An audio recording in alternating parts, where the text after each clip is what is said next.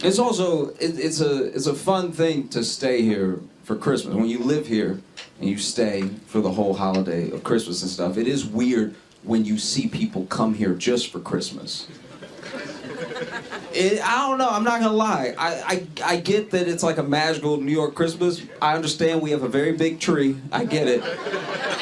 But underneath all that, we're still just New York. You know what I mean? I know the lights are very pretty, but underneath those lights is just regular New York. It's still rats playing dice games, shanking each other when they go sideways. It's very jarring, you know? I don't know. And it's interesting because so much of Christmas is for kids. It's specifically for kids to enjoy, you know? And it's weird because we spend the entire season of Christmas telling kids to do the opposite of what we tell them to do all year. All year we're like, don't talk to strangers. Don't you dare talk to a stranger. If a stranger even approach you, you yell stranger danger. You let them know that they're a stranger to you. And then for the whole month of December, we're like, yeah, go sit in that old motherfucker's lap. No, it's fine. Go. We make them. They don't want to do it sometimes. We're like, no, sit in his, so I can take the picture. Sit in his lap. Be still. Jeez. You know, it's harrowing. I knew a guy one time, okay, this should make me laugh the way it does, but all right, I used to work with a dude, and he would do part-time work as a Santa, but he was a black Santa. It just made me laugh how people would get to the mall and they see him and they want to be cool about it. They try so hard to be cool, but they'd also be like, so is there another mall close by? I've always felt like there's a lot of stuff around Christmas that I'm bad at, though. Like, I'm bad at wrapping gifts. I'm horrible at it in a way that's demoralizing. You know what I mean? Like, there's no quicker way when you give a gift to look like you can't read than to wrap it poorly. I'll even watch the YouTube video and I'll do all the steps with them, and I feel like there's steps they're not recorded, because then when they get done, they have a perfectly wrapped box, and I got a hexagon that looks terrible. It doesn't matter the gift. You could give the most beautiful gift. You could give someone a golden necklace for Christmas, and if you wrap it bad enough, it's gonna look like you stole it. Like, it's horrible. I use too much tape, I use too much wrapping paper, so all my gifts look like hostages. They're just extra wrapped up, like, It's horrible. I tried to give myself, myself gifts sometimes, because I haven't always got the best gifts. There was one year where I'm pretty positive my dad forgot Christmas. Like, don't feel bad, I'm an adult. Just roll with me for the story, okay? So basically, I'm pretty sure he was coming to visit me, and I think he just slid everything that was on his kitchen counter into a bag. Because when he brought me these gifts, they didn't make any sense individually or all together. This was one of the craziest Christmas. Okay, so I'm little, right? And so this man gave me one AA battery. Like, I don't know what I'm supposed to do with this at all. So I even asked him, like, so what was the purpose of, and then my dad goes, in life, and I know y'all know my dad, but anytime my dad just started a sentence with, in life, he didn't know what else he was about to say. That was to buy himself some time. So that he was like, in life, you gotta remember who's in charge, so I gave you that battery as a reminder, so you in charge of your life. I'm 11, so you in charge of your life, And I was like, well, most things take 2 AA batteries. And he was like, no, that's part of the lesson, because in life, I can get you started, but I can't always get you there. I was like, all right. What's wrong with this man? This dude got me a keychain. Not a Batman keychain, not a Power Ranger keychain. He just got me the ring. Just the keychain. I'm 11. I don't have keys. I don't have any access to anywhere you don't bring me already. So you just got me rusty metal. This is terrible. This man got me a picture frame. Just the frame from Walmart. It still had the white people in it. It had a whole white family in it having a wonderful day. Just at the beach like... Not even a picture of us, just the frame. All right. So I've started to get myself gifts, you know, just to make sure that at least one person is happy with the gift that they got me, and that's me, right? You know, I tried to gift myself something years ago. I was like, all right, let me be vulnerable, let me open up, because I used to be really laid back, and I was starting to get more and more tense every year. So I was like, you know what, I'm gonna go out on a limb, do something I've never done before. I'm gonna get myself a massage, all right? All my friends that go to spas, they can't say enough good things about it, so let me go ahead and open myself up to a new experience. I am not like a big man, and the person they got to give me my massage was the biggest man. He could have been. He's the biggest man I've been in a room with by myself. I was so upset having to be in a room with a man this big and only a towel. I was like, this is deeply upsetting. And I didn't know anything about spas, so I didn't know I could ask for somebody else. So then he would stand outside the room. I didn't know I could turn to the receptionist and be like, do you have anybody else? This man is so big, and his hands, he had the biggest hand. Anyone can do with their life what they wish. I'm a very live and let live type person. But these are boxing hands. Like, these are not masseuse hands. Like, he will mess around and rearrange my guts the way his hands are so big. And so then he starts in on the massage. He's been massaging me for like a minute and a half. And he is making all the noises I'm supposed to be making. And it could not be more upsetting. This man is rubbing my back and going, what do you do now? Like, because I don't have enough bass in my voice, and I'm exposed. I'm wearing a towel. I'm naked. I'm not a homophobic person, but it was a homophobe's nightmare. This was genuinely distressing. I'm just in a towel, and he on my shoulders like, God dang. You ever just wish you had a gun? Like, it was horrible. But I can't complain. I really can't. Other people have had it way worse than me as far as Christmases go.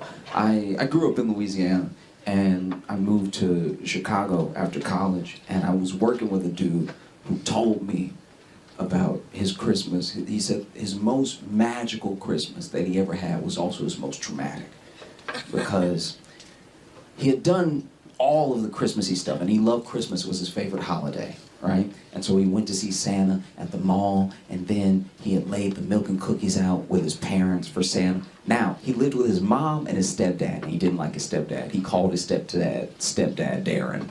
Full thing, all the time. Stepdad Darren, all the time, right? His dude was like, you can call me dad. He's like, I'm not gonna do that, stepdad Darren, all right? And so then he had laid the cookies out in the milk with his mom and stepdad Darren, and then he had put on his pajamas, washed up, kissed them both goodnight, gave stepdad Darren more of a pound. He wasn't really like, we're not close like that yet. And then he went to bed, and he was trying so hard to fall asleep. You know, like when you're little and you're trying your hardest to fall asleep so Santa can come, right? You're trying to knock yourself out because you don't want to mess this up. You've done everything. You've been good all year. You laid out the milk and cookies. You don't want to mess it up now by being awake. And as he was falling asleep, he heard steps on the roof, right? And so he's like, oh my God, that's Rudolph. That's the whole crew up there right now. Like, I gotta fall asleep. He's trying so hard to sleep. What was actually happening was the night before Christmas, his house was being robbed. And so he hears the footsteps on the roof and everything, and he's laying there trying to get to sleep. But you gotta think about it from his perspective. He laid out the milk and cookies. He went to bed. He hears the footsteps on the roof. Then he hears some noises in the living room. It is Chicago. His stepdad had a gun, right? So his stepdad shot the intruder in the leg. So from his room, he hears,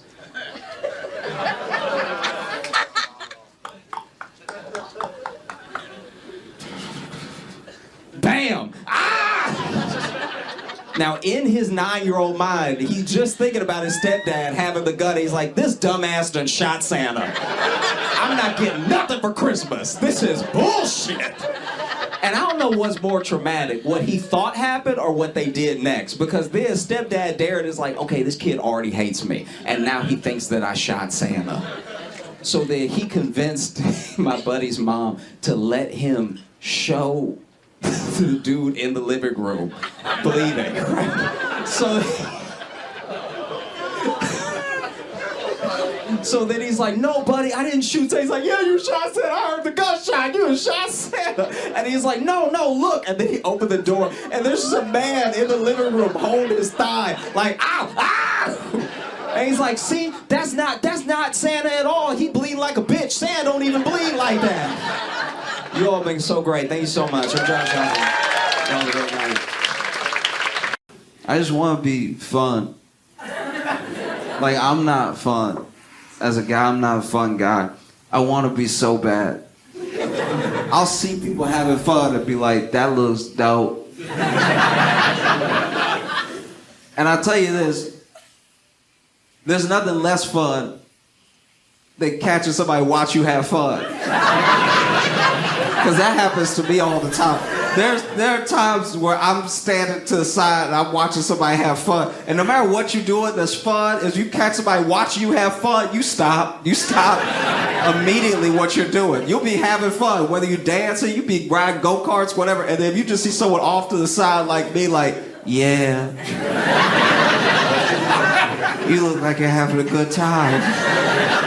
You are immediately not having a good time. It's the worst. It's so bad. I hate it. I don't like being the one to do. I didn't know that when you at a party and people are dancing and you are not dancing, you watching them dance. I didn't know you're supposed to move your head to the rhythm. I didn't know you're supposed to move your head to the rhythm side to side. I didn't know that's what we were doing. Like when people are dancing and they're over there, you're like, yeah, I didn't know it was that. I've done two very off things. One, I didn't know I was supposed to move my head if I was watching people dance, and I was supposed to move my head to the beat. So one time there were these people dancing, and then they caught me watching them have fun, but I was being completely still. And that is also heroin. You know what I mean? Like, you really getting it, and then somebody off to the side against the wall is like, yeah. Keep doing that. It's very upsetting, you know? And like I said, I didn't know we were supposed to move our head side to side. So then there was another time I was like, okay, I'm supposed to move my head to the beat. So then I was moving my head to the beat, but I was going back and forth. And that is also unsettling to watch. You're dancing and somebody's like, yeah, to the rhythm, yes. Yeah, get it. I just want to be fun. I want to be fun like Brazilians are very fun.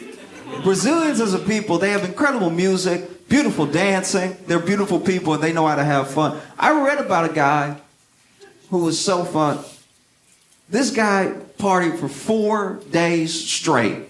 4 full days of party. He partied from New Year's Eve well into the New Year. So first and then 3 days. He partied for 4 days straight without realizing he had been shot in the head. That's a fun guy. That's a very, very fun individual, you know? This dude got shot in the head and went to more parties and was more fun. If I get shot, I don't know about y'all, but if I get shot in the head, I die, all right? Maybe that's just how I was raised, but like, I don't get shot in the head and keep carrying on twerking. I go to another plane where the mortal coil cannot follow, all right? This dude got shot in the head and went to more parties and was progressively more fun per party. If I get shot in the head, that is everybody's problem. I'll tell you that right now. If I got shot in the head tonight, we are all going to the hospital. Please believe me. And I will be calling out individuals if I see you trying to peel off. I'm like, no, Cindy, I need you. This man was shot in the head. And we don't even know the circumstances of him getting shot in the head. I was reading about it. Nobody knows this. Okay, I came up with some theories because no one knew. I think there may be, you know how guys can be at a party, you're out here dancing or you're walking with your drink, somebody bumps into you, doesn't apologize. Now we have a problem, right? So now you get nose to nose trying to get them to apologize. Then you get loud and everybody's watching. And then you get like fully, you know like when dudes do this, like this full on in my face, our noses are touching. This is always weird. Anytime I see this, I'm like, y'all should just kiss. It would make more sense if you kiss right now. Because this is the thing. If he's here and I'm here, he could still really, he could choke me, he could do anything, right? Like, this is real fighting could happen right here. Here, you're a little too close. Here, there really isn't anything you would punch us if you punch me right now. And so maybe, you know, they got into it, they got nose to nose or whatever, they were ready to fight. And then maybe this dude was like, what you gonna do? What you gonna do has got more people killed than any other sentence in language. It goes, what you gonna do, followed closely by, I wouldn't take that if I was you. It's like, those two are deadly, right? So then maybe he goes, what you gonna do? And then the other guy pulls out a gun and shot him in the head. And then he went, rude, and then walked about his business, because clearly it didn't matter. He had been shot in the head. The head is where they keep all the brains. I don't know how this man was shot in his head and didn't know. I mean, look, what I think actually happened is that he was probably getting twerked on. Twerking is very distracting. If you're getting twerked on by the right person, you won't notice anything else happening in the room. He was probably like, girl, you getting it. Oh my God, you really getting it. You really getting it. Don't worry about that. That's just a loud noise, baby girl. Keep doing what you do. Oh. No, it's wild. They asked him at the hospital. When he finally went to the hospital, they were like, you've clearly been shot in the head. What did you think happened? And he was like, oh, I thought I got hit in the head with a rock. That's the most shot in the head thing to say I've ever heard in my entire. You know, like when you at a party and you having a good time and everybody just starts throwing rocks. You know that common occurrence that happens at every party where everybody's having fun, we're all dancing, and then that one guy goes pebbles for everybody. You know that thing that happens all the time to each and every one of us. Thought you got hit in the head with a rock. What? Only reason he went to the hospital is that his arm was spasmic. But he didn't even go right away. He was probably getting twerked on in the moment. It was like, girl, keep doing what you're doing. Keep doing what you're doing, girl. You're really getting it. Oh my God, that's amazing. Everything you're doing is great. They finally stopped dancing after like a day. I don't know. And then she was like, where do you live? Let's go back to your place. He was like, girl, I live over there. And she was like, where? He's like, I'm pointing right at it, girl. She's like, what's wrong with your arm? He's like, oh, this been happening for 3 days, girl.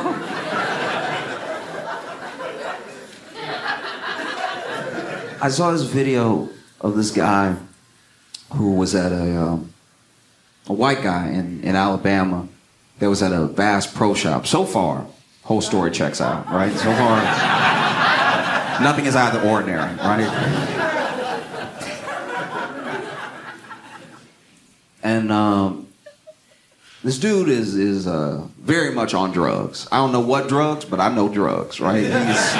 He's on drugs. Now, the story starts in the parking lot. He drives up to the Bass Pro Shop, and he immediately drives his car into a light pole at the Bass Pro Shop in the parking lot, and then he backs up and does it 8 more times, chops it down like a tree, right? And then he gets out and walks in the Bass Pro Shop. So you already know my man is ready to play. And so walks in the Bass Pro Shop. The video starts where it starts, so I don't know what happened in between. I don't know when he got naked. All I know is this dude. The video starts with this dude, and he just been doing cannonballs into the Bass Pro Shop fish tank. So these fish are all compromised, all right? So he is doing naked cannonballs over and over again. He getting deep, and I like this thing. I'd I'd like to think they called the police when he got naked, but maybe they didn't. Maybe they were like, let's see what he does. And so my man is just climbing up, dunking, and then you can tell he's on drugs because he's speaking drugs, right? Because then in the video, he swims to the front of the tank and he's like, and when I heard that, I was like, that's drugs. That's not the native tongue of any land. And so the police come. So now we're going to switch for a second from people recording him on their phones to the police body cam, right? So police show up. They see him in the fish tank, and they see him. And he waved to them. It's not really phased. And so then they are trying to figure out how he got up there. So then they go ahead and they start climbing up some of the rocks, right? So then they turn, police body cam. They turn, and when they turn to him in the tank, he's gone. And so you're like, okay, he on drugs, but is he magic? Because that's a different situation. Can you imagine if a magician is on drugs? David Blaine already like that. Imagine David Blaine on drugs. That'd be a problem. Make you feel like you on drugs. And so then he's gone. He's gone because even though he's on drugs, he had the presence of mind that, hey, that's the police. They probably won't talk to me. And so then he jumped out of the tank. But the tank is like 18 feet high, right? So this man, naked, jumped out of the tank just onto the ground, and he landed Family Guy style, right? So this dude has knocked himself out on the ground, right? And he laying over here like this, like he just fully passed out. And you can even hear a cop through another cop's body cam turn, and he's not there, and then they see him on the ground, and you hear another cop go, oh shit.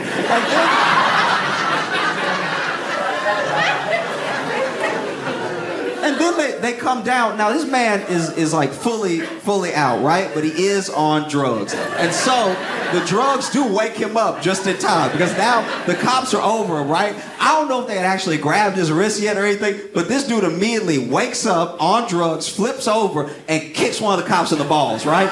So that cop goes down. I don't know the code for it, but he's not getting back up for a minute, okay? And now the cops all have bent knees because they're like, okay, we got a live one here. Like, he got a lot of fight in him, right? And I almost never feel bad for the police. But in this instance, I'm not gonna lie, I feel pretty bad for those officers because they try to catch a dude who is on drugs and naked and wet, so he is very hard to catch. Basically impossible. Because every time they grab this man, he over here like, no, no, thank you, no jail for me, no. And he's slippery as a fish, so they really can't get a hold of him. No, jail doesn't feel nice. No, I don't want it.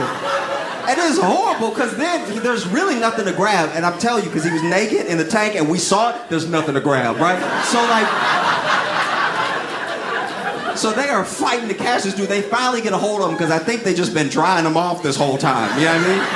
Through the entire scuffle. And they finally get him handcuffed and they're walking him out. And as they're walking about, this is back on people's phones now. As they're walking about, he walking past people who've been recording him on their phones and he's going,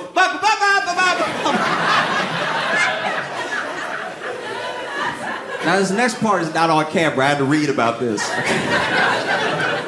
They take him outside, they put him in the back of the cop car, and this is the first time where even though he's on drugs, he's not having a good time. Because now he in the back of the cop car going, this feels unfair. And then on drugs, he starts kicking the door, and because he's on drugs, even though he got a naked, wet foot, he is so strong that he is kicking the car door so hard, he is warping the metal, right? And I saw that, and I was like, he must kick that cop's dick off. Like, that's horrible.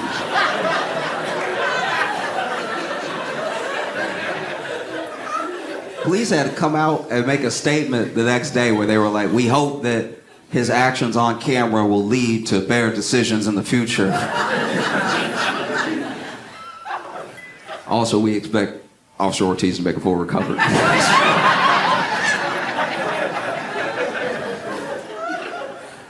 I try to be a good friend to my friends with anxiety, because I have anxiety too, but like, it's hard to really be there for someone with anxiety, because they're right. Do you know what I mean? Like, if you ever really listen to an anxious person talk, they're making some very salient points. Like, their points are actually so good, it started to jack up my anxiety, because I was like, fuck, I didn't think about that. Oh no! That's the worst.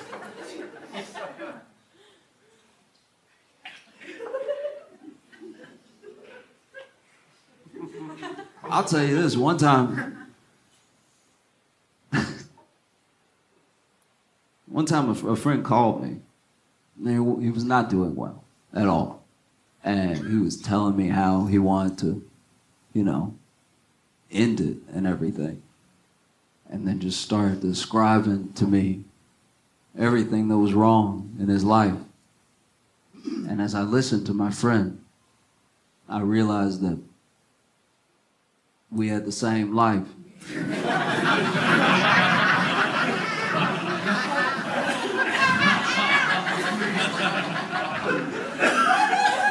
And I'd be lying if I said I'd get a little defensive. Because he over here telling me, he's like, I can't do it anymore. I'm a grown man eating TV dinners every night. And I'm like, well, maybe you're doing your best, all right?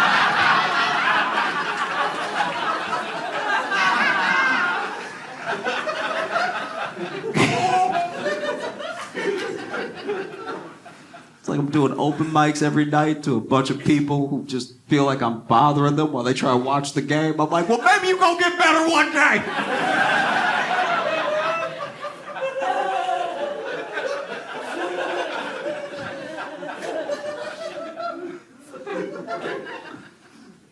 It's weird how much anxiety there is over the election. Like truly nobody's happy. Like everybody's like, You even feel how it got in here? Everybody was like bummed out. It's odd, right? Because it's like a rematch nobody wanted.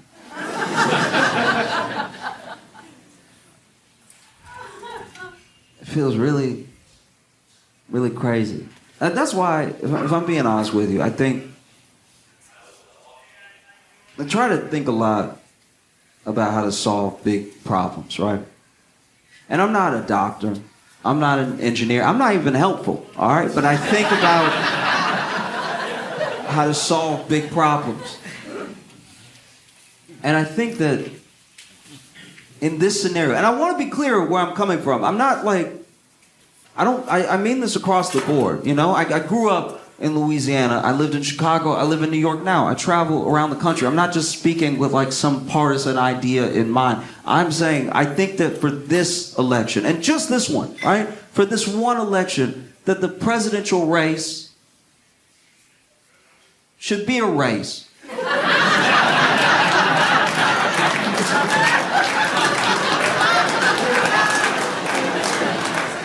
Because no matter who wins, I think we will be more astonished than upset. You know what I mean? Like, no matter who wins, we're gonna be like, I didn't know he had it in him. That's wild.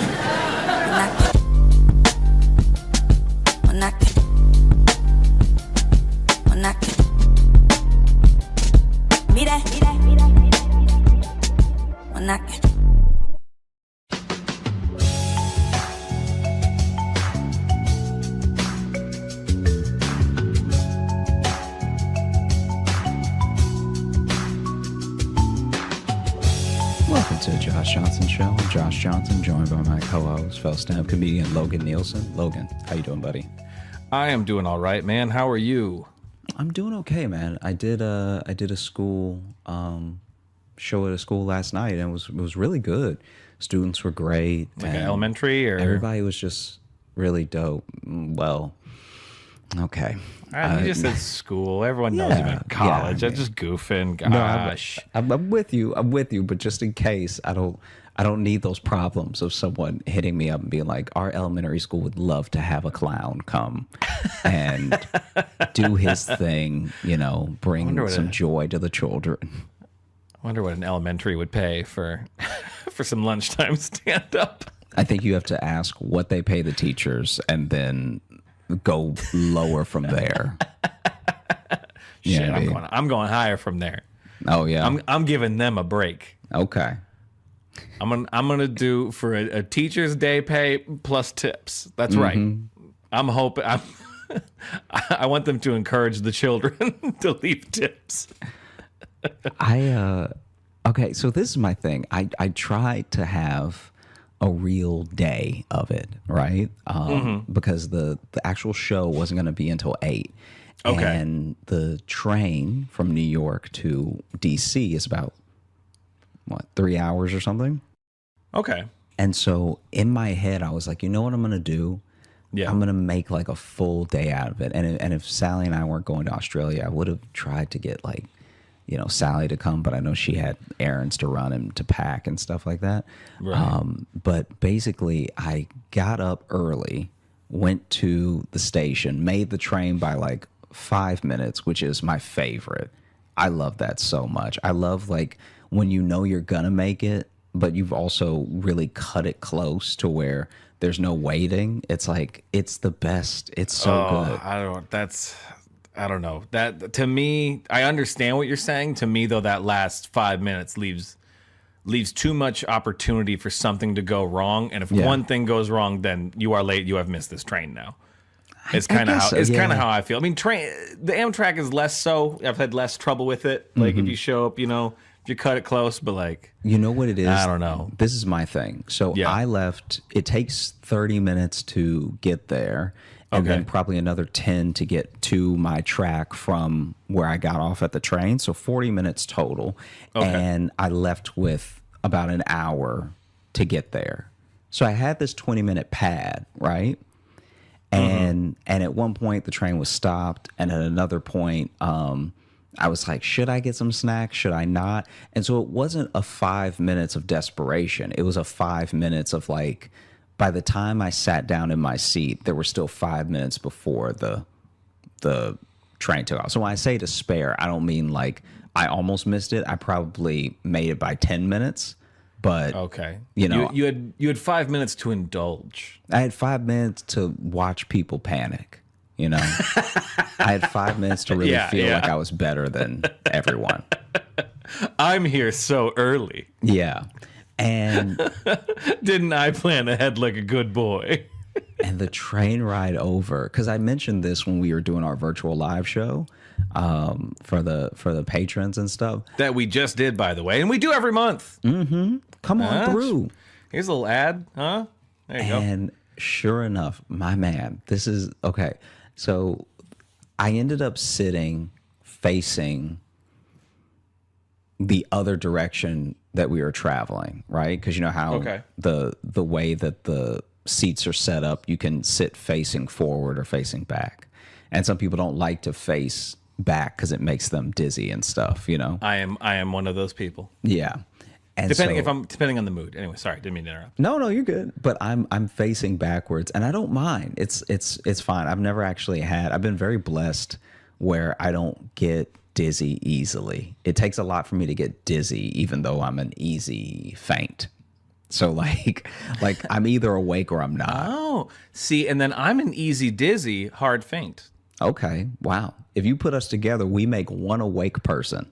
Or one horribly vulnerable person. Yeah. Someone who is both spinning and asleep. Yeah. Yeah. Just either one very healthy person or one very sick person. Yeah. A lot of head injuries from all the falling. And so where I'm sitting, I have a clear shot at the bathroom, which in my mind is going to be a problem. there was some chance to move, because whenever you're leaving New York, I can't remember what the first stop is, but I think the first stop is still New York.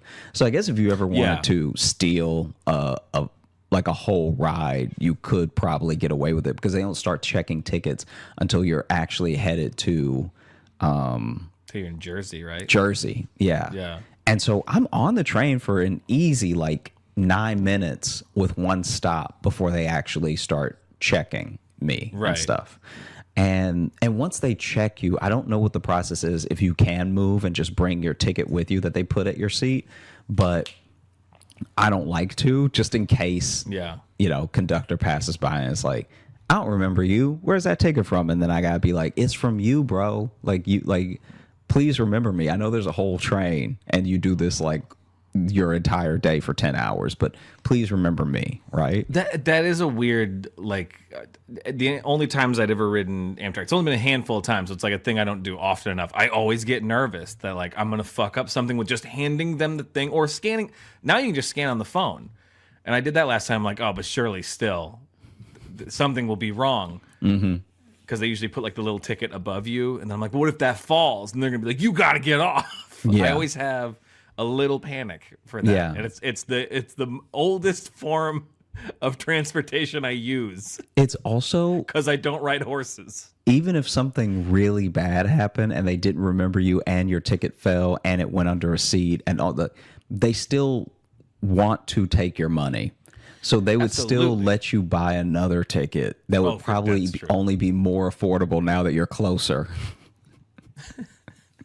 And it might just be like whatever you have in your pockets. And we'll let you stay on this train. Listen, if you want to stay on this train, you're going to have to pay us $19 because we are almost at your destination. Yeah. By the way, sorry if you're hearing a lot of clacking and walking around. My dog's getting restless.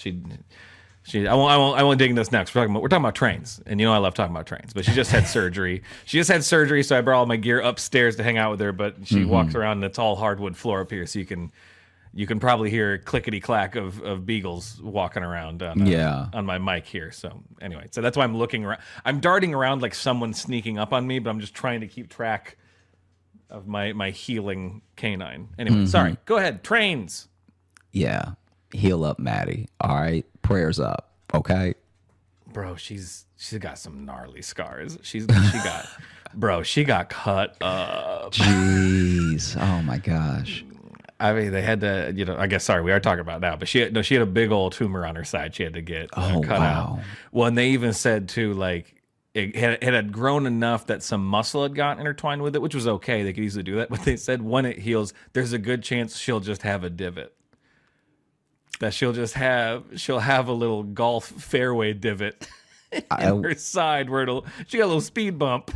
I'm excited for you to take Maddie to a dog park and just her talking to the other dogs and being like, so were you in Nam or what happened? Like, bro, she's been through some shit. She had 3 different bladder surgeries. I mean, years ago. Mm-hmm. She's had this lump we got removed. She had it removed 4 years ago. Mm-hmm. And they said it might grow back, and it did. And then she had a second one in her neck that we took out too. And we also took off a cyst on her back that had gotten bigger. That one wasn't cancerous, but they're like, hey, if we got her under. So she's just got a big old, like, her whole back is shaved in like a weird, like, jigsaw puzzle, basically. Yeah. And then her neck shaved too. I was telling you before we got on mic, like, it's hard because then we can't really put a cone on her because then it will rub against the one on her neck, and also she could still scratch that with her foot. Mm-hmm. So I've just been putting shirts on my dog, and she doesn't really like wearing shirts. So I do get a lot of stares. There's a lot of just staring at me. Yeah. Of like, what have you done? Yeah. What have you done to my life? You know this isn't right. Yeah. This isn't right. I don't like it. Mm-hmm. I'll tell you, did you see the picture? I'm going to send to you right now. Do you see the picture when I first got her home? I posted it on Instagram. You'll just appreciate the fucking look she's given me. I'm gonna text it to you right now. Because I've never seen a dog be like, why so much in a picture. Just look at this fucking demon stare that she gives me. Oh, you gotta send that to the people. You gotta put that in the show notes. It's on my Instagram. If you go to my Instagram, you'll see it. But it is a I will destroy you stare. Wow, I've never heard a dog curse before, but she is right now in my head when I look at that picture. Well, it's because we picked her up for having her gone all day and then immediately put a shirt on her. And she's like, first you do this, and now I gotta wear clothes, which you know I fucking don't like. Yeah. This whole day has been unnatural. And I used to be a wolf. Yeah. I just assume they think that anytime we do anything dumb to them, they just in their heads go, I used to hunt. I like the idea that there's like Hotep dogs that are like, see, what happened was the white man, because we used to be wolves, right? And then the white man came along and tried to get us to push him, to pull him, to push him in his work. So then his work became our work. All right? You hear me? Do you hear me? Do you hear me? All right.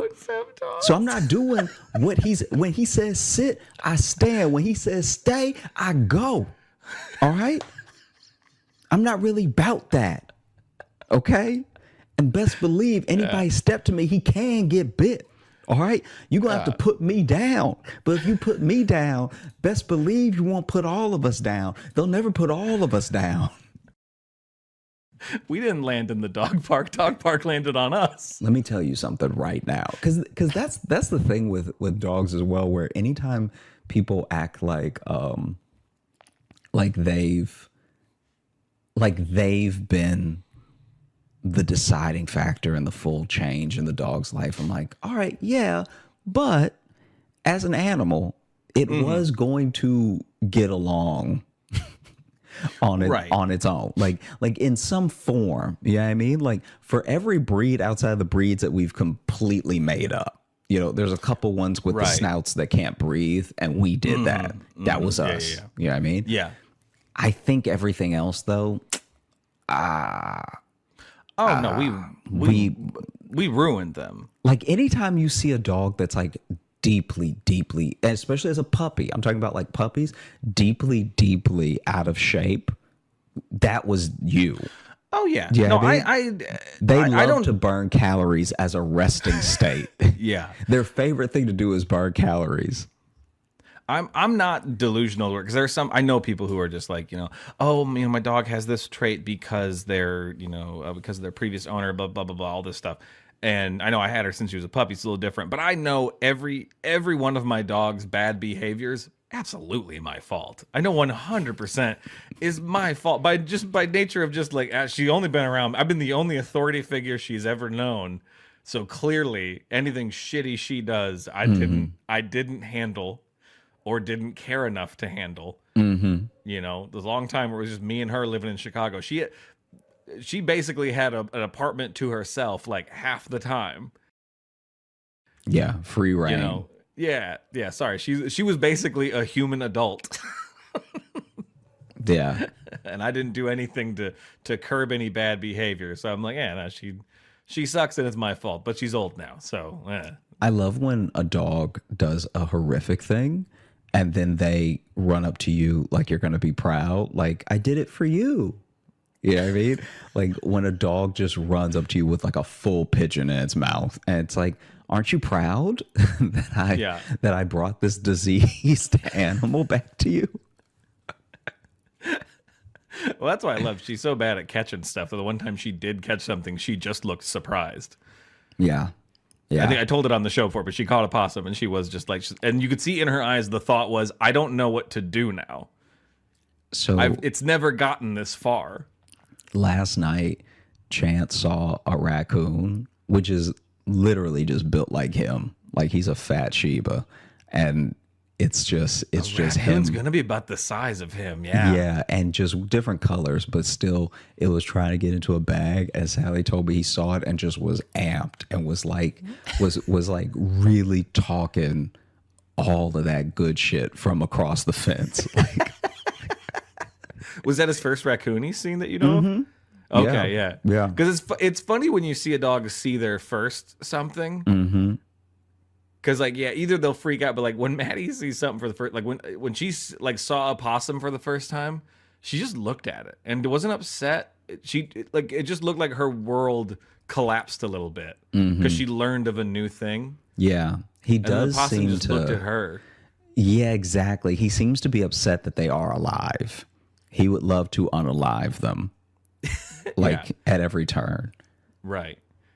Yeah. Maddie doesn't have that as much. She doesn't.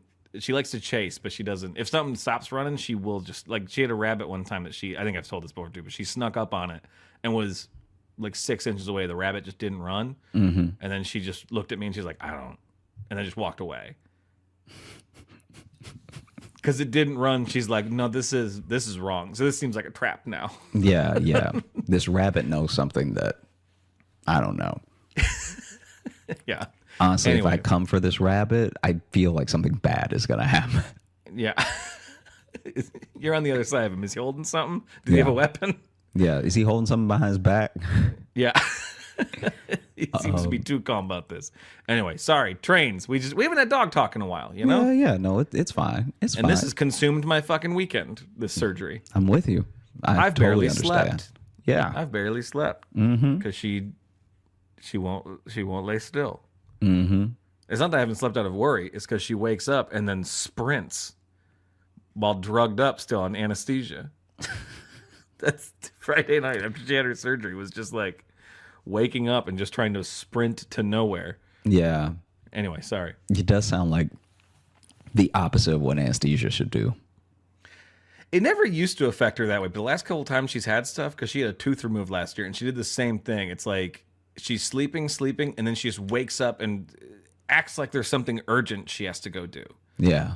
Which there isn't, because she's a dog. You don't know that, though. Maybe there's unfinished bones and unfinished business outside the yard, you know? Maybe. Because it does. It seems like she just starts walking places like, I'm supposed to do something, and then she stops, and she's like, no, it's right. I have no responsibilities. I'll go lay back down. I forgot I'm a dog. Yeah. But basically, anyway, college gig, trains, choo-choos and colleges. I was seated diagonal from the bathroom, which I knew was probably going to be a problem. I wasn't sure how, but I knew eventually something would happen. And I was you're at least gonna smell something. Yeah, and I was across also from the dining cart. And so a part of me was like, man, maybe I should just spend some time in the dining cart. But my seat, I don't know if this was a malfunction or if I was just lucky or maybe Amtrak stepped up their game.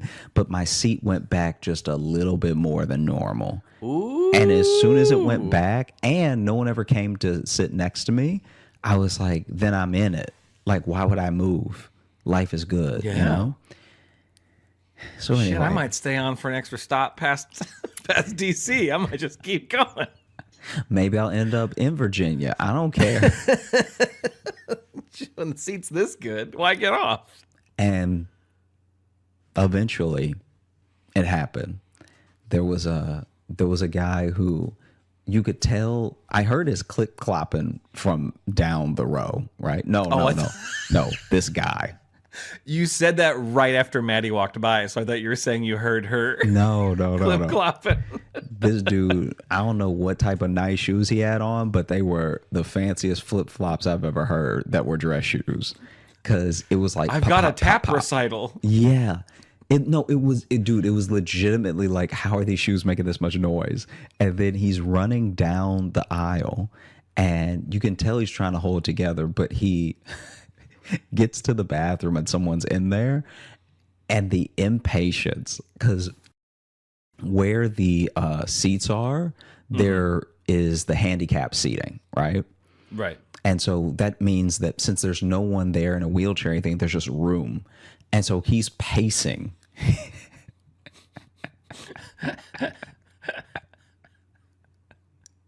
This man is pacing back and forth on the train. And then eventually the person gets out and he goes in. And I forgot all about him. Punches him in the mouth. Yeah. You took too long. I truly forget all about this dude. Okay. I'm trying to remember what I was watching. I think I was watching Emily in Paris? Nah, never. Dang, I can't remember. But I was just watching a show on Netflix. The show gets done, and then maybe Emily in Paris is on Netflix. Maybe 2 or 3 minutes after the show gets done, this guy walks out and just hands in pockets stands near the bathroom, leaned back. Like he looked like the only thing he was missing was a cigarette to smoke. Like he just barely made it. Like his whole life flashed before his eyes or something. Because the level of relaxed that he was when he walked out. Oh, it was relaxed. Okay, Yeah. I thought it was hands in pockets, like shameful. No.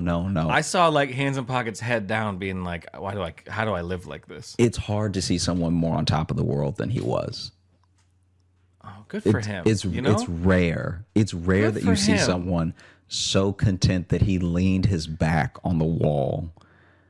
Wow, so unencumbered. So uncovered, and then he just clip-clopped back to wherever his seat was. And I was like, man, Like he's a horse. what ecstasy must this man have experienced? Because a part of me was like, maybe he used the bathroom, or maybe he just did drugs in there, because it was Yeah, it maybe was just such did a heroin. change in Maybe- him. It was truly such a change, and it also took so long that I'm like, all right, Yeah, because you said you're watching a show. yeah, 30-minute or 45-minute? no, How long was 30 the minute, episode? yeah, 30 minutes. Okay, because I'd say it, depending if it was like an hour-long drama, yeah, then like he was getting after it. yeah, legit in the bathroom for what had to be 33 minutes, and that's a little too long. I mean, he had time to do both.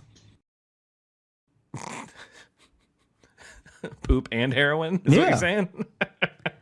Neither one of them take that long. I mean, if you want to enjoy them. Nobody boo-boos a whole episode of Seinfeld with the commercials and then walks out happy. I mean, yeah, it definitely doesn't walk out, because usually if you do it that long, your legs are asleep. Yeah. You So it crawl takes you a out. second. You got to stand there at least being like, ooh, getting the tingles out. When I was on the Amtrak, though, the food offered Okay. is not. Well, that's the end of it. It's not food. Yeah. Okay. Yeah, I've never looked in this specifically in the dining car, In the dining car where you buy the food that they Okay. provide. because I've never looked in there. I've never seen. Mm-hmm. Okay, what do they got? What's on the fake menu? There's a microwave pizza that I'm pretty sure is like a one that you get in a grocery store. So I guess some people would consider that real, but I feel like because you don't control the microwave. Existing and real are different things. Yeah. You know what I mean? Because it's not a real pizza and you're not going to No. feel good, right? No, I've had those. They're not good no matter what. Yeah. They at best they are there. And the person, to their credit, the person that works the Amtrak train that is firing them up for you and everything in the microwave is following the instructions. But the instructions, this is what people don't understand about microwavable foods that are kind of faux foods, is that you have to come up with your own Faux. instructions. You know? You have Yeah. to tinker You do. diligently, and you have to understand your microwave. You have to understand your dinner that you're having through that TV dinner, and you have to know, okay, am I a low wattage? Am I a medium? If I'm a medium, is it 3 minutes or is it 3.5? Okay. Some people break it down to such a science that they'll put that microwave on 325 and have whatever their TV dinner is coming out perfect. Because Yeah. they've eaten it so much that now they realize, like, okay, 330, a little too hot, a little dry, you know? Yeah. Which is a great combination of victory and sadness. Mm-hmm. Because you're like, I nailed this. But you're just like, I'm too good at microwaving these. Because in all the time that you got good at microwaving these, possibly, potentially, I'm not saying you have to, but you could Have gotten married. have figured out, oh, okay, went two very different directions. You could have gotten a life and been happy. Yeah, I guess so. I guess maybe that's the takeaway. Then the other thing is a hamburger that is actually way more What was- depressing. What was your other path though that you could have gone down? If you gotten so good at it, in that time you could have. Oh, found a fruit that you really like. Oh yeah, okay. Like a fruit that you like roll with. Like in the amount of times it takes you to really get down to an exact second and wattage of what this TV dinner should be to come out tasting good. You could have tried mango. You could have tried an apple.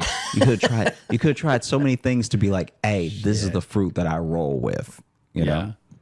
Yeah. Because once you have that perfect timing down, it means that it has to be the last time you ever have it. Mm-hmm. You know what I mean? You're just like, wow, this is a science now. Mm-hmm. I can never buy these again. Yeah. I perfected this art form. It is time to move on to another medium. Mm-hmm. Which is microwave burgers. So was this like a straight up like 7-Eleven burger? Kinda, yeah. It did not look, it looked like dry, and it looked like it's finally gotten to the point where the general public is as exhausted with processed stuff as doctors. Because it used to be if you went on and on about processed foods, you sounded like a health nut. And now you're just right. Like now they finally come out with a couple burgers where it's like, no, yeah, that's not even a good shape. You shouldn't have no burger. I'll go out on a limb right now and say no matter processed, unprocessed, grass-fed, grass-finished, I don't care if you put butter on any of that. No burger should be triangle. Yeah. And I'm not saying that one was triangle. I'm just saying that the roundness to corners ratio was off. Let's just say no corners generally. If you're not going to Wendy's, no corners. If you're not going to Wendy's, no corners. All right. I don't want to eat a baseball diamond. Okay. I think it's a fair rule. Because Wendy's now, are the only ones that can do corners. Exactly. Now you're messing up because Wendy's even had to take a step back and be like, okay, what is the bread to meat ratio? Yes. How many bites are people going to be missing meat for? Yeah. And I feel people typing already that, White Castle has corners too, and White Castle is trash. Okay? I don't mean to start this war right now. Ooh. I don't mean, I know. I feel them coming. I know. Fighting words. I know. Just, they're not good. I don't like them. I don't like White Castle. I might have had it too late in life, though. I never had White Castle until I was like in my mid-20s, and I was like, okay. That's probably the problem. I remember. I was in my mid-20s and not on drugs, so. Yeah, I remember you were the one when I moved to Chicago who explained White Castle to me. I did? Because I had never had it. It's not anywhere else I've lived. Well, see, but it was never where I lived either. I never had it until we would already known each other for a few years where I had it. For a few years? Because you were the one that told me it was a thing. Moved to New York. I mean, I knew it existed. I knew what people liked about it. I'd never had it. I didn't know what it was. Someone had said White Castle, and I was like, okay, how about this? I thought it's gonna sound so dumb. I'm really did think White Castle was medieval times.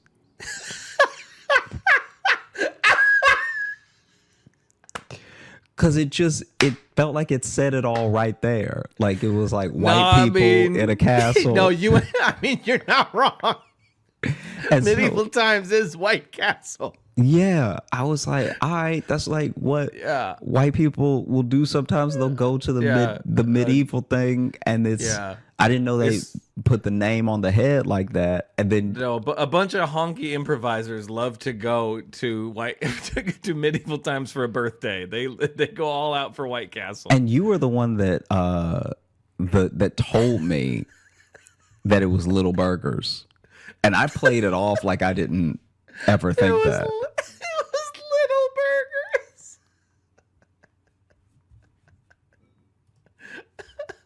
You guys want to go down to Little Burger? I'm just saying, like, because the way. Okay. No, I we never had them either. I never had them.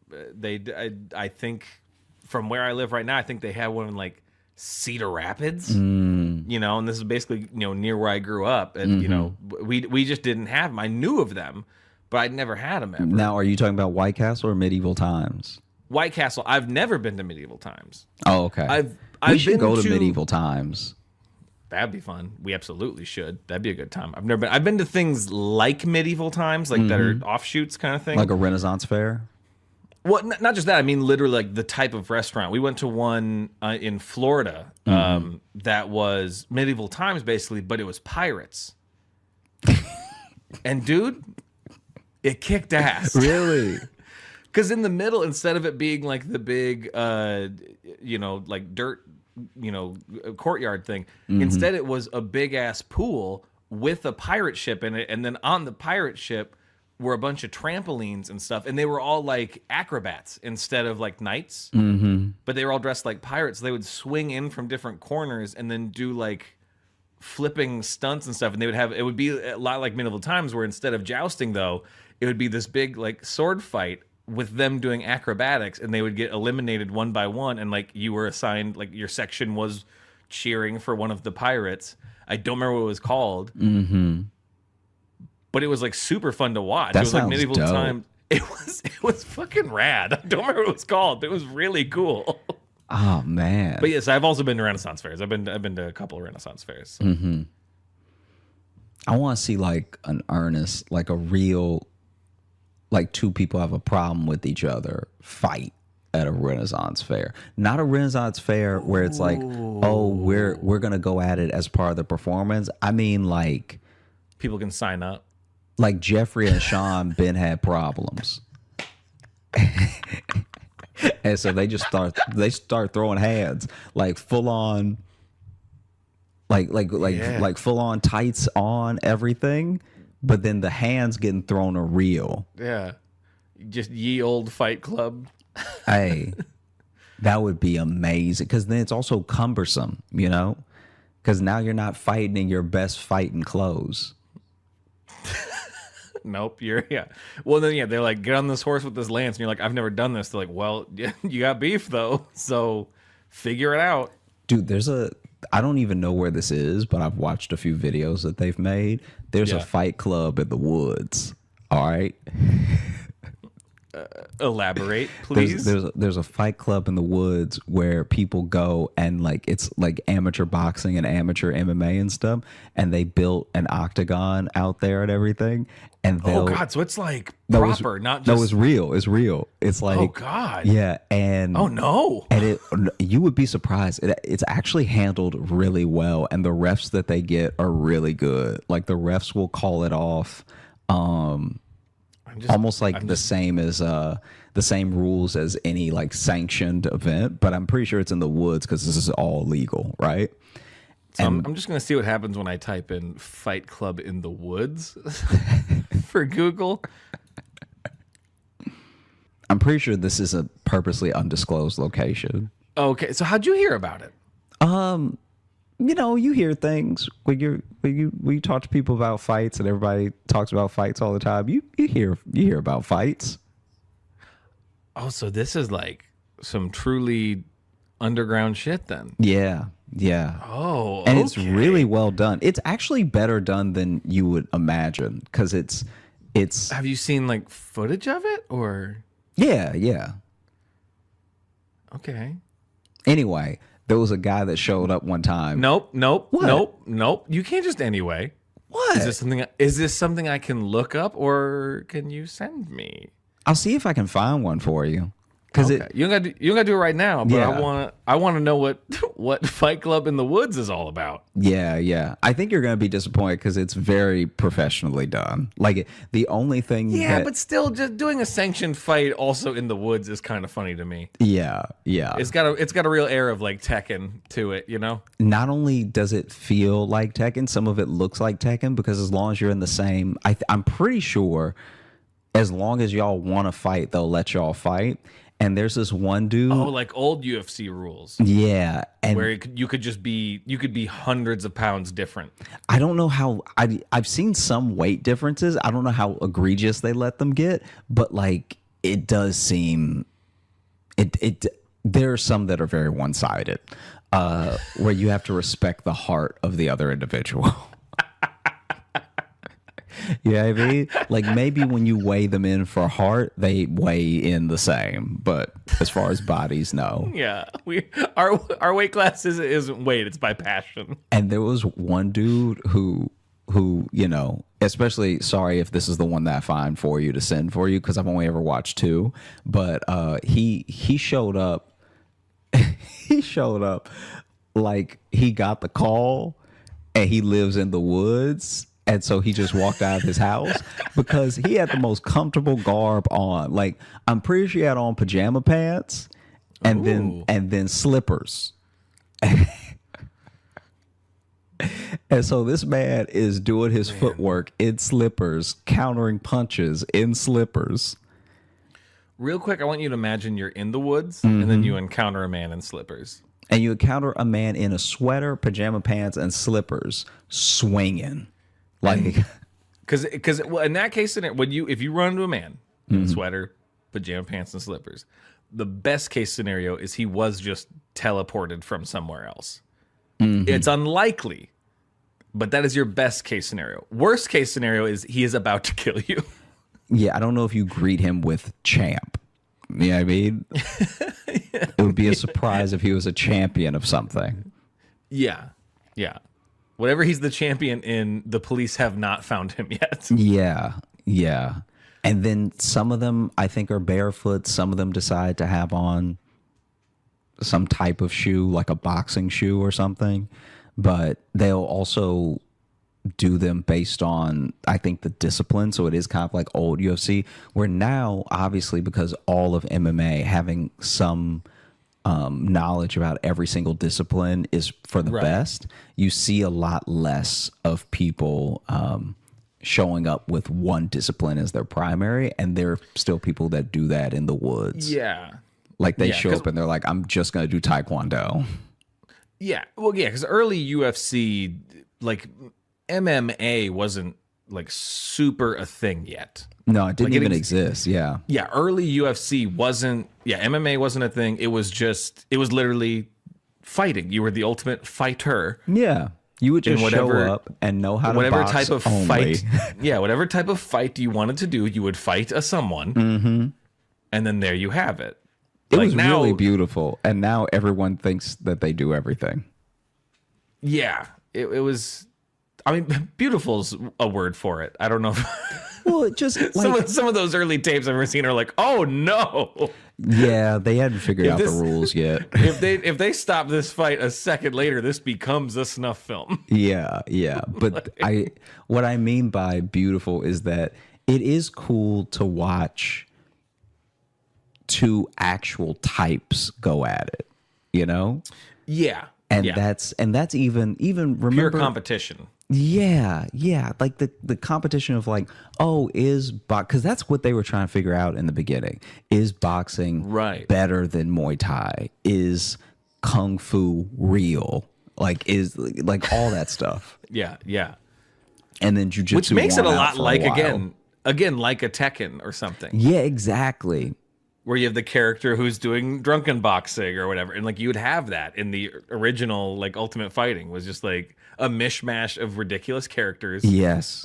Who are brought in from different realms with different styles to beat the shit out of each other for the entertainment of people who had VCRs. Like, did you play Tekken growing up? No, not really. I played more Mortal Kombat or Street Fighter. Didn't play a lot of Tekken. Oh man. Okay. That's why you tend to kick my ass anytime we're in an arcade and we play Tekken, because you're way more familiar than I am. Yeah, but I'm not even the amount of money and the amount of clout that these new Tekken guys have is insane. It's actually troubling. Well, we've watched some of the professional like Tekken are like, even though it's just a video game, you are kind of like, Jesus. Yeah, and the crowds, they'll sell out an arena. Yeah. Imagine if my thumbs were that good. I just want good thumbs. Just give me them good thumbs. Like if you had real good thumbs, you could really make a living now. We're in a different era. If you come through with good thumbs, that's money. Yeah, it used to be a phrase to say I'm all thumbs, and that used to be a bad thing. Now it's a good thing if you're all thumbs. Yeah. You ever heard that one? No, I never heard that. It's an old one. Oh, okay. Saying you're all thumbs at something means you're like not delicate with it or whatever. So it's an old timey phrase. But now, Yeah, but now if Shit, I'm if you're all all thumbs thumbs? at Fortnite, if I'm all thumbs at Tekken, if I'm all thumbs at Street Fighter, if I'm all thumbs, I'm a millionaire YouTuber. If I'm all thumbs, I got a golden thumb. can we start a streaming channel called All Thumbs? I mean, it probably would be pretty great. I think that'd be great. That'd be very fun. And we could do even like the old games because you forget how, man, people who made games back in the day, so like Namco, Sega, all these places that made games back in the day didn't give a damn about kids. No, All those games were so hard. Like so fucking hard. Like so past, hard. Past level 3, they were like unplayable. They just wanted your quarters. Yeah. They didn't want you to have a good time. They wanted your quarters. It was a shakedown. It was kind of being held upside down by your ankles. Yeah. Is what some of those games were. Which I meant to text you actually, speaking of old games, the Nintendo Switch, which we play every now and then, we're together on the road. They just added GoldenEye. So I got GoldenEye now for us to. It looks like people about to get popped. Yeah. It's about to our next video game video we make for Patreon is about to be fucking petty. I don't even remember how to play. All slappers. Oh, I'm always bad because it's always, especially the aiming is so horrible in that game. I'm never used to it because I didn't own it when I was a kid, but all my friends had it, so I played it a lot and we get used to it. But it's not one I have a muscle memory for. Oh, I am not all thumbs with GoldenEye yeah. in the good way. I'm all thumbs in the bad way. Yeah. It is funny how, do you remember the Nintendo 64 controller and how that was built? Yeah. It felt like a prank. Exactly. It's like looking back on it, there's so much nostalgia for the cartridges and for the controllers and everything. But I remember when I got it for Christmas. Maybe I don't know. Maybe I was only a year late, but like I finally got one. I remember that and just being like blown away. And I got like 2 games with it, and I was just like I was losing my mind, right? Yeah. And still though, when I was holding it, I was like, this doesn't seem right. This is Well, there's like 2 different ways to hold it because you have the 3 like prongs. Like some games you kind of need to be in the middle on the thing. The other one you need to be sometimes on 2. I don't know. I always had to relearn how to use that controller every time because I never owned one. But you owned an N64? I owned a Nintendo 64, and then I didn't own another gaming system for years because it was just I did not have the money. And finally, I won a PS2. Oh, we talked about this And on then something. that It was a was- video I think we did. Yeah, and then that was the last thing that I owned. What'd you win it in? What'd you win a PS2 doing? It was a walk run event or something. And I got the most signatures for like me doing 3 miles. I'm trying to remember what it was. But it was something like that where I needed signatures and I needed people to pledge, $5, $10, whatever. And I just put in work because in my head I was like, this is the only way that I'm gonna get a PS2 ever.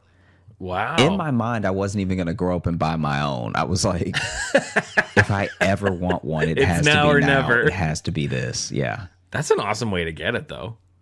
Yeah, and I remember it was like it was honestly like one of my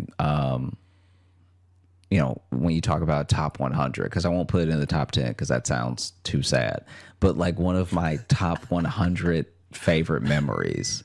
Oh no, that was my camera. Your camera turning off? Yeah. But one of my top 100 just favorite memories, period, was in the video. We'll just put the wood guy from Tekken. Yeah, Moko-chan. on your half of the video, it'll be that guy.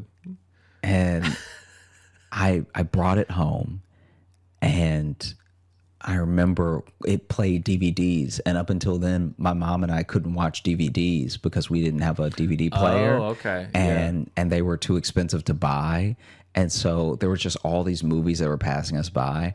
And I remember when my mom was so excited for me and how like happy I was and everything, that I don't remember if I borrowed it or if she bought it. We must have borrowed it because I don't remember watching it. Maybe she bought it. Anyway, we watched Spider-Man on my PS2. Ooh. And my mom was like, "Oh my gosh, this is so cool. Thank you for winning this, Josh." And I was like so proud. I was like, "Oh man, this is the coolest," you know? Because it was like, even my mom was like, "This is pretty dope." You know what I mean? That's a good story. I like that. Yeah. That was like, I think that was the thing that really was a turning point where I was like,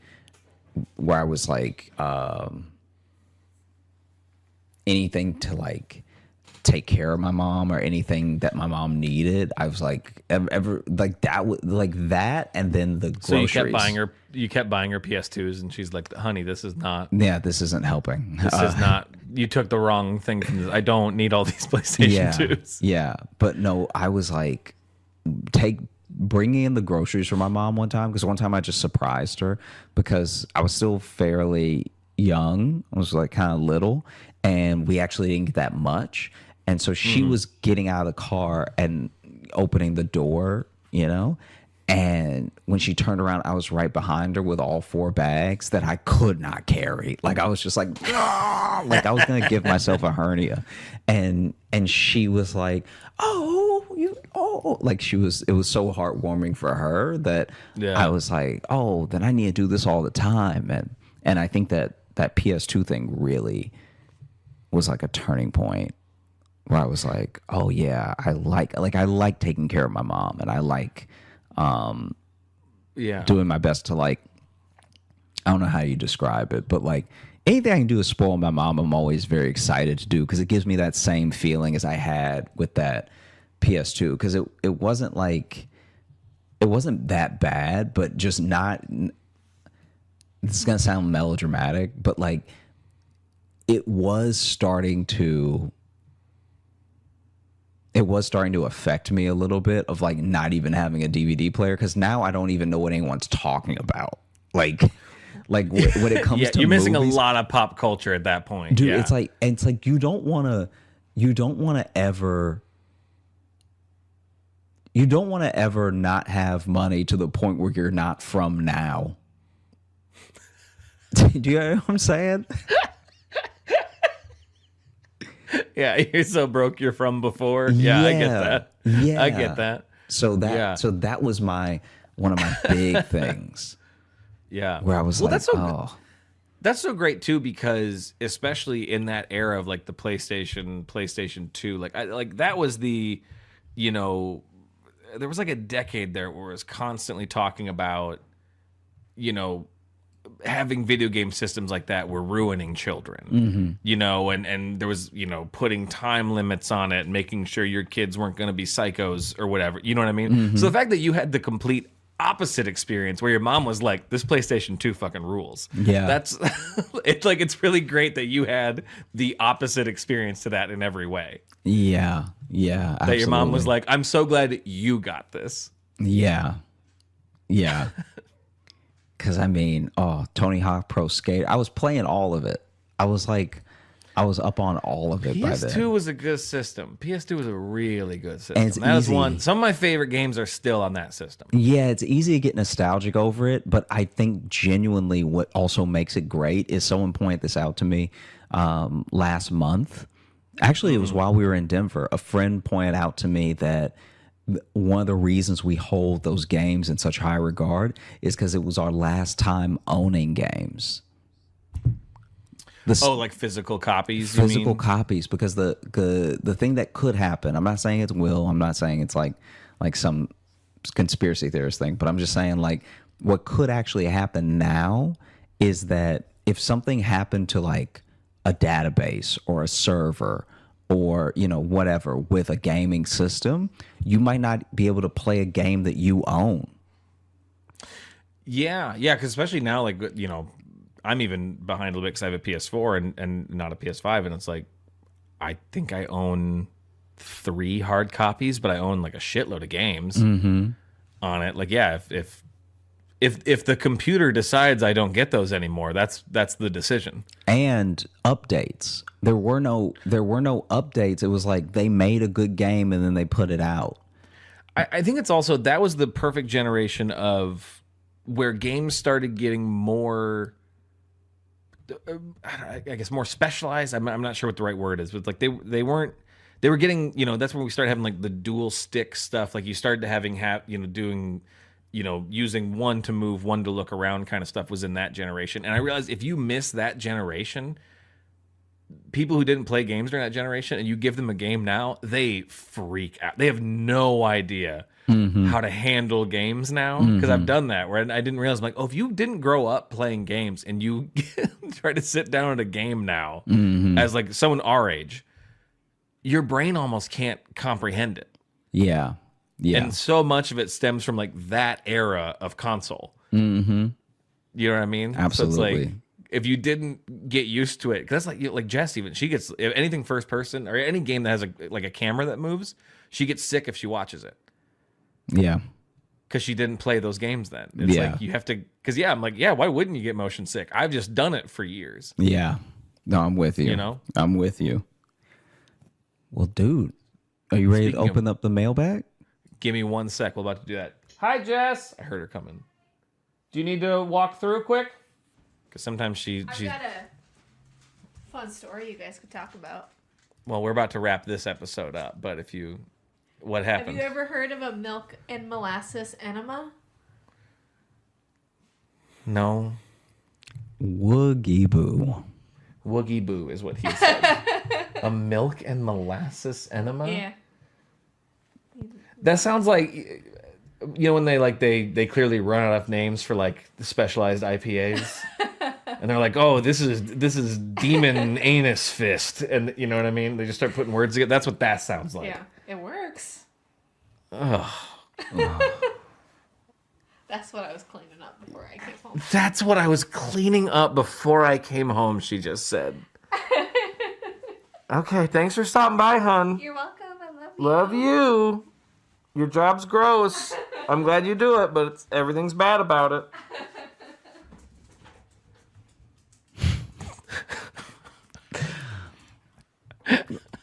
Should we keep that in the episode? Let's let's do it. Let's oh God, open up the mailbag.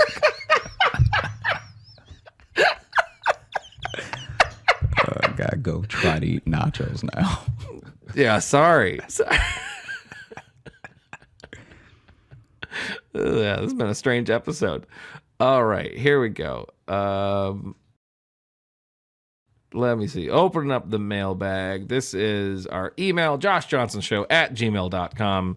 You can email us questions or stories or topic ideas, and we love to read them there. Here's one. This is from Kaylin. And the title is called Storytime Request. Hey, Toontown and Squeaks. I'm a longtime listener, first-time emailer to the show. I've probably listened to every episode about 3 times. I will never get used to that. Yeah, that's amazing. People have been telling us that for 3 years. I'll never get used to it. Y'all are my favorite thing about Thursdays. Well, as per usual, I was re-listening to an old episode, episode 48, Little Joshy is Kidnappable, while changing my cat's litter, and Josh mentioned an old improv troupe he was kicked out of. I don't believe Josh ever told this story, and I was hoping he would indulge the listeners. On a side note, Josh singing Vindicated at the end of episode 125, our last episode, Don't Meth with Crack, is my new favorite thing to say to myself alone and unprompted. Never fails to make me smile, LOL. Anyway, hope y'all are well. Truly cannot express how much this show means to me. See y'all next Thursday. Thank you, Kaylin. That was a very lovely email. That was dope. This improv troupe. I don't know if we've really talked about it. Yeah, I will talk about it, but it is longer than, in order to really tell it, it is longer than. Okay. Yeah. So let's put that on the docket. Maybe next episode. Should we try to dig into Yeah, maybe so. Yeah. Yeah. Because we could probably do, because we both did improv. There's probably improv stories we could fill an episode with, maybe. Mm-hmm. Do something like that. Okay, so I know that's always sometimes annoying that we get asked the thing and we're like, cool, we'll talk about it later. Yeah. No, I'm with you. But okay, so we'll get to that. But thank you so much for that email. And then this one here, this is from Gabe. And great podcast with a great host, the title says. Hey guys, love the podcast, but I just wanted to ask, why isn't it called the Logan Nielsen Show? I mean, Josh is funny, I guess, but Logan is obviously superior. I mean, compared to Logan, Josh is barely even there, but they spelled it like bear in that pun that you love. Oh, God. I'm just kidding, parentheses, maybe. I love both of you, and I love the show. 1 million out of 20 jangles. Sorry about your brain, King. Gabe, and then I love they give a pronunciation key, and it just says, pronounce like the word gay. Then you add a B sound. Wow. Thank you, Gabe. I appreciate that, because I know this episode 2 is going to get some hate because I talked a lot, and some people hate that. So some of our listeners are not a fan of me being a part of the show, but so I appreciate that. Yeah, and thank you so much, Gabe. And thank all of you. Thank you for listening to the Josh Johnson Show. We had a great time recording. I hope you had a great time listening. All that I ask of y'all in this episode is, if you enjoy the show, just tell one friend. Just tell a friend about it, so we can hopefully make more people laugh in the new year. Come out every Thursday, wherever you get your podcast. You already know that if you're listening. And if you're looking for Logan, you can follow me on Instagram at Logan M. Nielsen. And if you want bonus stuff that we do, because we make some videos, we do some side podcasts, we do a bunch of goofy stuff over at our Patreon, patreon.com/Josh Johnson Show. And like we mentioned earlier in the episode, we do monthly live shows. So come join us. We tell stories we've never told in the show before. We interact with people and have a generally chaotic time. We literally just finished recording January's before we started recording this. And it was one of the more off the rail ones we've had, I would say. yeah. It was pretty chaotic, but it's a whole different vibe over on that. And we're touring this year, so keep an eye on all the links are down. We put so many links down there. They all lead to important information. Yeah. How's that? Thank you all so much for listening. I hope you have a great rest of the day, and I hope you have a great weekend. And I hope you have a great trip to Australia, Josh. Thanks, man. Yeah, it's gonna be great. One assumes. I'd like to assume. There's so many spiders there. Don't. Hey, thanks so much for watching. Please like and subscribe. It really supports the channel. Hit the bell notification, because apparently it's the only way YouTube will tell you that something happened. And just tell a friend. That's the biggest thing you could do. Just tell one person in your life that you like, maybe you don't like, that this video happened to you. We release the podcast every Thursday on all the podcast apps, so you should find us there and subscribe on those and comment and leave reviews and whatever on all of them. And also, if you want bonus stuff, you can join our Patreon, patreon.com/Josh Johnson Show. We have bonus podcasts and videos and stuff there, and we'd love to see you.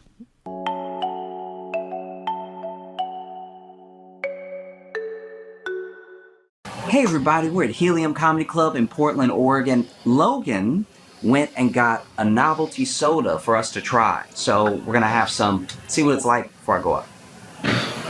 Oh, okay. With red, that's... Okay. Ooh, this blood.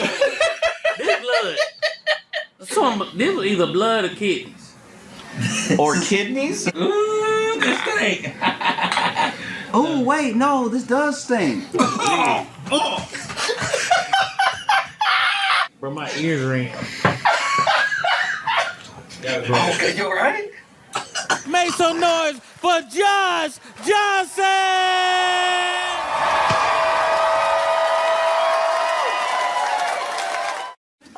I didn't know that we just wouldn't care anymore.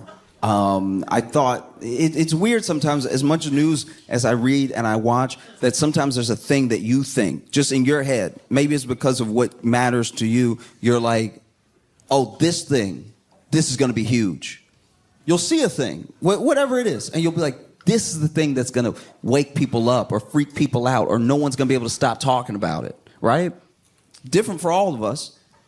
But then, I don't know if this is a universal experience, but I think it is. Eventually, you get disappointed. You realize, like, oh, wow, this isn't as big of a story as it should be. People don't care as much as they should. Like, everyone's moved on, even though the thing isn't resolved. That's wild. And I didn't know that we would just stop caring about the drones that are flying over Jersey. Like, that seems like a big deal, and we just sort of let it go. Right? They still up there. Like, I guess they don't need batteries because they are still. It's wild. There are drones that were flying over Jersey, and they're loud. They're very high up, but they are so loud that people compare them to helicopters. And they've been flying over Jersey for a while now. And, we all kind of thought, okay, they'll tell us what that is eventually. Someone will know. Someone has to know. Because at first people thought it was kids. And then when they said that the drones were like 6 feet wide, they were like, maybe they're rich kids. Maybe it's like... And then people... and then people started coming up with theories because it was so loud, it was so disruptive, it's over like residential areas, it was so random and everything that people asked the government. The government came out and they were like, "Don't worry about it."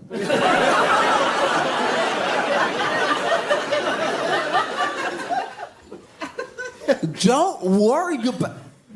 The government has never said, "Don't worry about it." Y'all, the government said, "Don't worry about it."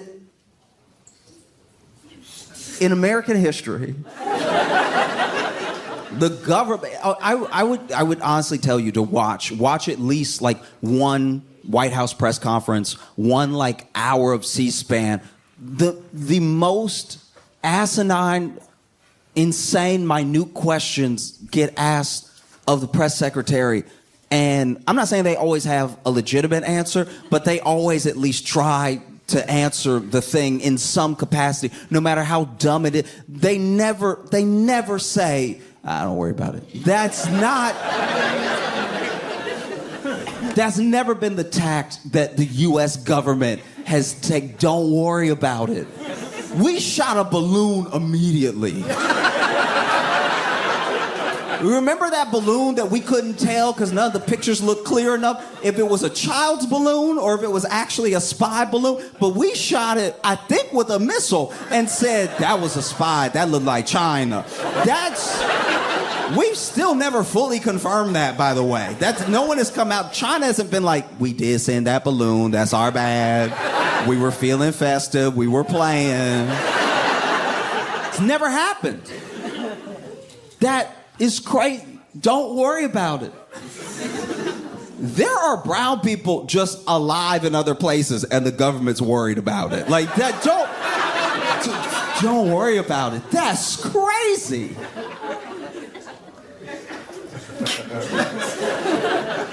So then people started to come up with their own theories, People started to be like, I don't know. I mean, I think it's a foreign entity.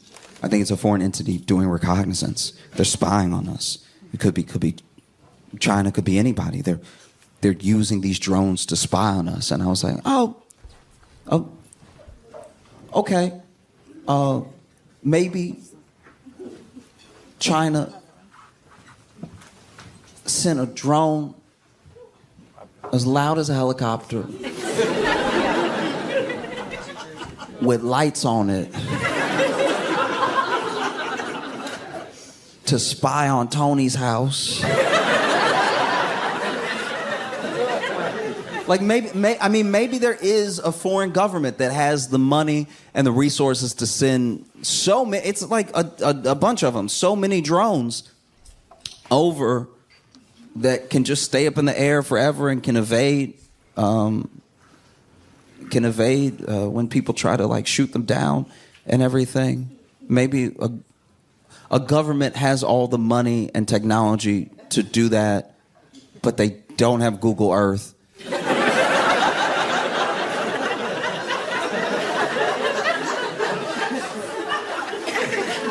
Maybe.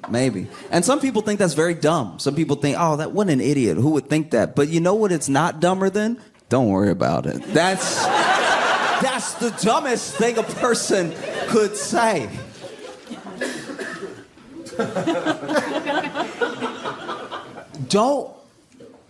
I want to make sure we all understand that. Don't worry about it. Y'all, I am so scared the government is out of money. Don't worry about it. It's the most broke parent thing to say.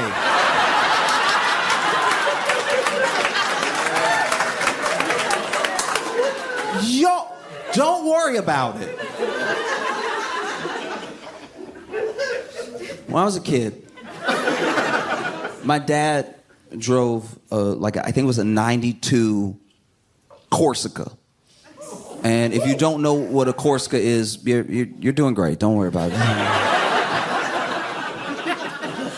But he drove this 92 Corsica, and the Corsica had a hole in the back on the floor. There was a hole.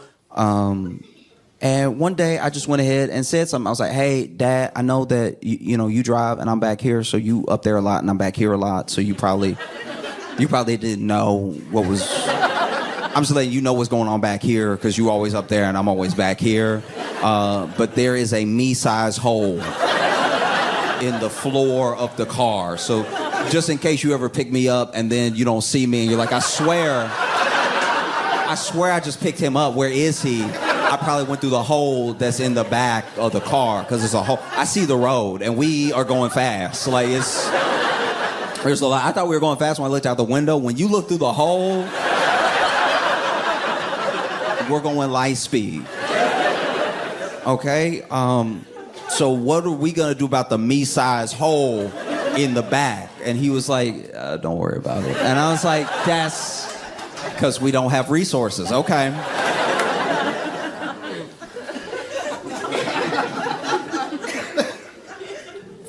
I had a babysitter one time that was making me some dinner, and I don't know. I'm assuming that the babysitter could only cook what we had in the pantry, and I don't know what the ingredients were, but then when I was served the dish. You ever had something where you're like, should this be on a plate or in a bowl?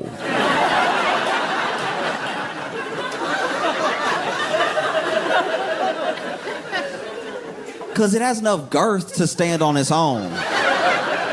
But it's soupy enough to need some collection, to need some guidance as a dish on where to be,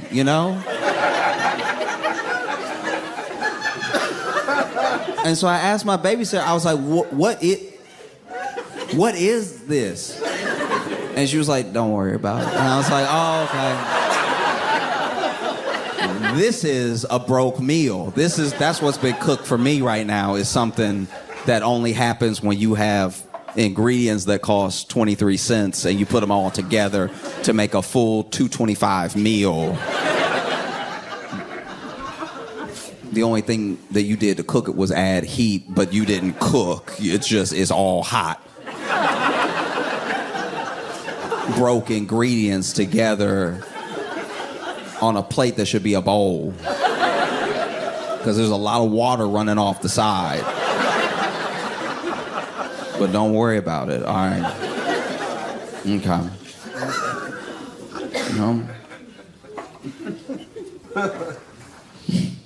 I remember one time my shoulder was popping a lot. It was like just pop, and I was like kind of a gangly kid to begin with. So I don't know what I did, but it was just popping all the time. And I was like, "Hey, Dad, my shoulder is can you hear it? It's popping a lot. It's like popcorn. It's like, it's going a lot. Like, does this ever happen to you? And he was like, no. I was like, should we go to like a doctor or something? Because like, I just want to know, is it bad? It doesn't hurt, but it is popping a lot. It's moving. It doesn't want to be my shoulder anymore. Like, it's moving all up in there while being kind of still, but like, it's not pop. It doesn't hurt, but it's a lot of movement. And my dad was like, don't worry about it. And to this day, my shoulder pops quite a bit. So when the government tells you don't worry about it, it makes you worry about that specific thing. There are some people that think it's aliens. They think that is aliens that are trying to make contact and bolder than ever letting us know that they're here, that they're visiting. And okay. I don't think it's aliens because I just don't know if aliens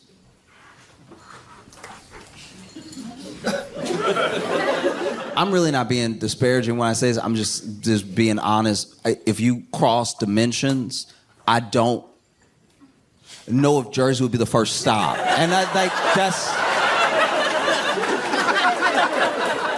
And I know people from Jersey, and they will tell you if I cross dimensions, I'm probably hitting up, Cairo. I'm hitting up someplace that's a bit more exotic, But mostly I just hope it's not aliens.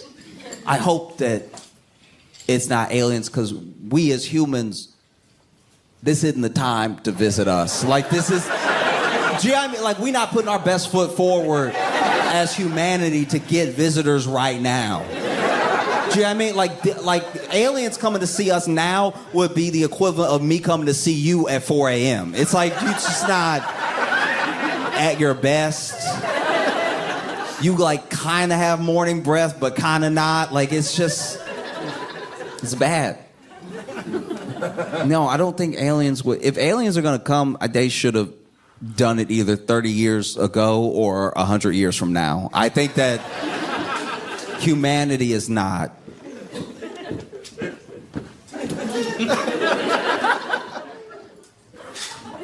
We're not good for visiting right now. You know what I mean? Like, it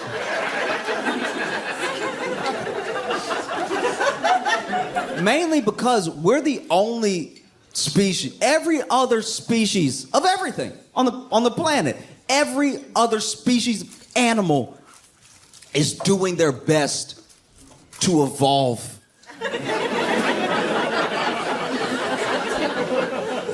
They're trying to go in the direction that forwards the species that, do you know what I mean? That they will still be around, hopefully. In spite of us, by the way. They're doing everything that they can to still be... Frogs! Frogs have the sense. There will be a frog off by itself doing something weird that the other frogs are like, don't go over there. Don't, like, that's not gonna help. That's not helpful at all. And the frog will be doing something like jumping upside down or whatever, like just bouncing upside down over and over again. And the other frogs are like, don't mess with that. Because they know it doesn't help. They don't look at that frog and go, he just asking questions. Like,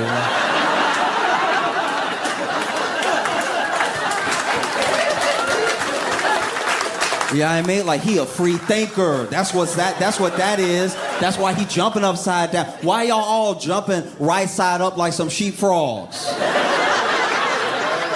Why don't you start bouncing upside down for no reason? See if that doesn't do something to your mind. No. They're like, that's not gonna be helpful. And let's all just kind of get that out of the gene pool as best as possible. No, we're not serious at all. It's painful.